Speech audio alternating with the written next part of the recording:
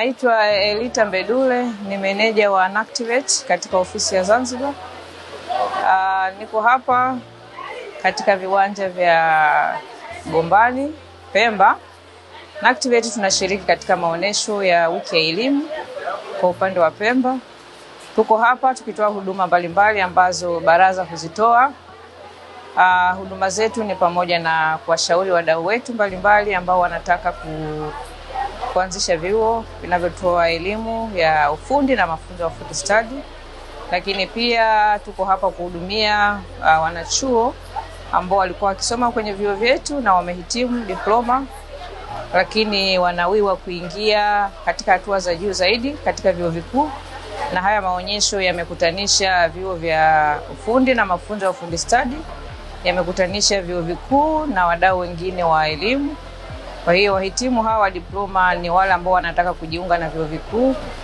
Kwa hiyo wanatutembelea kwa wingi wakiwa na lengo la kutaka kuelekezwa namna ya kupata namba ya kuwatambulisha ili waweze kuomba vyuo vikuu, ambayo inaitwa namba ya utambuzi wa tuzo au Award Verification Number, kwa kifupi ni AVN. Kwa hiyo tunaomba wadau wetu mtambue kwamba tuko hapa upande wa Pemba tukitoa huduma hizo na huduma zote ambazo zinahusika na majukumu yetu ya baraza.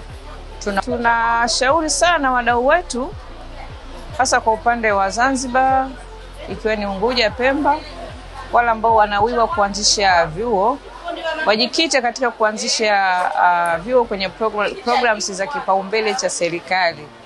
Nadhani tunafahamu kwamba kwa sasa serikali inajikita sana kwenye msisitizo kwenye uchumi wa bluu kwa upande wa visiwa vya Zanzibar, ikiwa ni Unguja na Pemba. Kwa hiyo wadau wetu wote ambao wanawiwa kuanzisha mafunzo ni vizuri wakajikita kuangalia kwamba ni program zipi ambazo zitaweza kuchangia kwenye uchumi wa taifa na zile ambazo zinaendana na hitajio la sasa la uchumi katika eneo la Zanzibar.